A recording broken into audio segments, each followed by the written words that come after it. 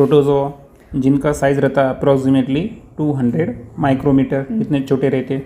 Protozoans are found in soil, fresh water and sea water. अब protozoa सामान्यपणे कहाँ रहते? तो वो रहते सॉइल के अंदर, फ्रेश वाटर यानी जिसे हम साफ पानी, साफ नहीं गुड़ पानी बोलेंगे, जो मीठा पानी रहता, और सी वाटर यानी वो खारा पानी, समंदर का पानी कैसा रहता? खारा रहता। तो यहाँ पर ये प्रोटोजोआ रहते हैं। Some are found in the body of other organisms and are pathogenic यानी कुछ प्रोटोजोआ ये दूसरे ऑर्गेनिज्म के बॉडी के अंदर रह सकते, जैसे कि ह्यूमन, एनिमल्स, इनके बॉडी के अंदर भी प्रोटोजोन रहते, लेकिन बॉडी के अंदर पर समय छोटे छोटे ना हो, जैसे कोई वायरस। अब अपनी बॉडी है, अपनी बॉडी के अंदर कुछ बैक्टीरिया रहते, कुछ प्रोटोजोआ रहते, तो ये प्रोटोजोआ बॉडी के अंदर भी रह सकते, और वो पैथोजेनिक यानी कोई रोग जंतु जैसे रह सकते हो, यानी उसकी वजह से आप लोगों को डिसीज़ हो सकती है। डिसीज़ यानी बीमारी हो सकती है। These are unicellular organisms with eukaryotic cell. अब प्रोटोजोआन जो है ये यूनिसेलुलर टाइप ऑर्गेनिज्म है, एक पेशी है, और इनके अंदर कौन सी सेल रहती है? Eukaryotic cell. यूकैरियोटिक सेल यानी जिसमें परफेक्ट न्यूक्लियस रहता है ना, सेल ऑर्गेनेल्स प्रेजेंट रहते। There is great variation in cell structure, organs of locomotion and modes of nutrition among protozoans. अब प्रोटोजोआन जो है ना, इसमें बहुत सारा वेरिएशन है, जैसे कि इसमें डिफरेंट टाइप के क्या है, सेल स्ट्रक्चर है, और अलग अलग ऑर्गेनिज्म के जो लोकोमोशन यानी एक जगह से दूसरी जगह जो मूवमेंट रहती, उसके ऑर्गन्स अलग अलग टाइप के हैं, और मोड्स ऑफ न्यूट्रिशन यानी वो जो फूड है वो किस तरीके से इनटेक करते है ना, अन्न किस तरीके से वो न्यूट्रिशन। हाँ, तो न्यूट्रिशन का मोड्स अलग अलग है किसके अंदर? प्रोटोजोआन के अंदर। This organism reproduce by simple cell division. इसके पहले हमने बैक्टीरिया में देखे तो सिंपल बाइनरी फिजन था रिप्रोडक्शन का टाइप, और प्रोटोजोआन के अंदर अगर रिप्रोडक्शन देखेंगे हम तो कैसा होता? सिंपल सेल डिवीजन, पेशी विभाजन जिसको बोलते हैं अपन, है ना। Example amoeba, paramecium, free living in dirty water. अब जो डर्टी वाटर है ना, हाँ, तो उसके अंदर फ्री लिविंग जो प्रोटोजोआ है वो कौन कौन से हैं? पैरामीशियम यानी अमीबा और पैरामीशियम, ये कौन है? प्रोटोजोआन है ना। बैक्टीरिया है क्या? नहीं, प्रोटोजोआन। हाँ, प्रोटोजोआ आते हैं। अब अगला है देखो एंटीमाइबा हिस्टोलिटिका, तो इसकी वजह से एम्बियोसिस नाम का डिसीज़ होता। तो एम्बियोसिस ये जो डिसीज़ है ये एंटीमाइबा हिस्टोलिटिका, बोलो एंटीमाइबा हिस्टोलिटिका, ये एक प्रोटोजोआ का नाम है, और उसके वजह से जो डिसीज़ होता वो डिसीज़ का नाम क्या है? एम्बियोसिस। उसके प्रोटोजोआ माइक्रो ऑर्गेनिज्म का टाइप है ना वो, प्रोटोजोआन माइक्रो ऑर्गेनिज्म है ना। देखो पिछले पेज में हमने क्या पढ़े,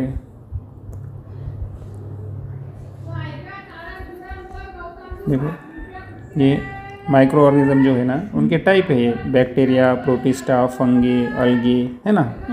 तो अब इसके अंदर हम बैक्टीरिया के अंदर है, और बैक्टीरिया के अलावा जो माइक्रो ऑर्गेनिज्म के बारे में हम बात कर रहे हैं वो कौन है? प्रोटोजोआ। वो आंखों से दिखते क्या? नहीं। उनका साइज़ आपको मैं 200 माइक्रोमीटर बताया। अगला है, अब आपको मलेरिया डिसीज़ मालूम है क्या? मलेरिया, तो मलेरिया जिस प्रोटोजोआ की वजह से अपने को बीमारी होती उसका नाम है प्लाज्मोडियम विवैक्स। क्या नाम है? बोलो प्लाज्मोडियम विवैक्स। तो प्लाज्मोडियम विवैक्स की वजह से अपने कौन सी बीमारी होती है? मलेरिया। और जो युग्लेना है, तुमने फिगर निकाली थी युग्लेना की, तो एटोट्रॉफिक प्रोटोजोआ है। आ रहा समझ में? तो देखो यहाँ पैरामीशियम बताया है, और एंटोमाइबा है ना, एंटोमाइबा हिस्टोलिटिका, जिसकी वजह से एम्बियोसिस डिसीज हुआ, ये बीमारी है। आ रहा है समझ में आपके? तो इसमें थोड़ा सा जो टफ पॉइंट है वो कौन सा है कि आपको याद रखना है कि डर्टी वाटर में जो फ्री लिविंग है वो कौन से थे? पैरामीशियम थे।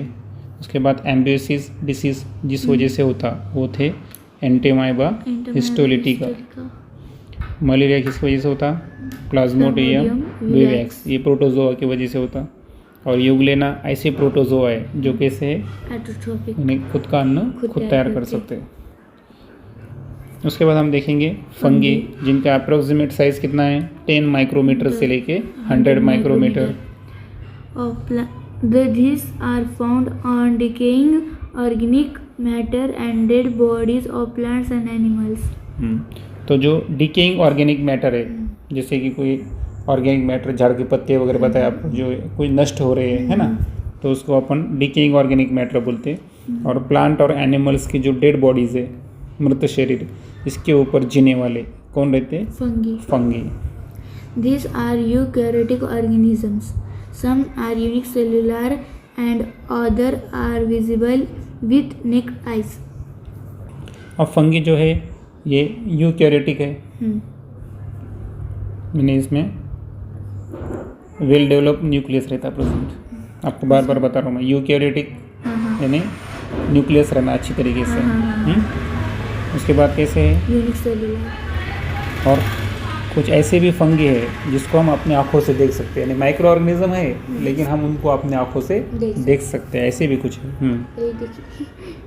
Saprophytic absorb their food from decaying organic matter. अभी हमने देखा कि ऑर्गेनिक मैटर के ऊपर वो वहाँ फाउंड होते हैं, बराबर।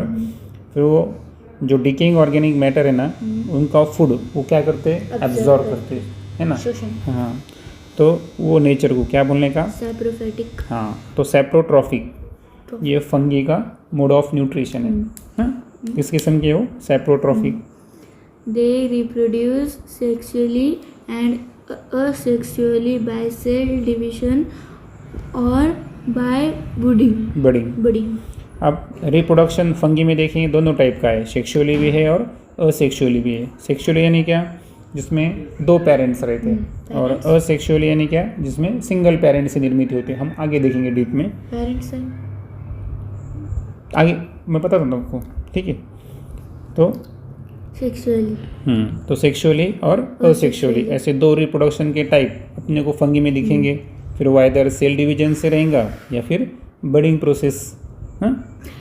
Example baker's yeast, Candida mushroom. और फंगी के जो एग्जाम्पल्स है वो है बेकर्स ईस्ट, कैंडिडा और मशरूम्स।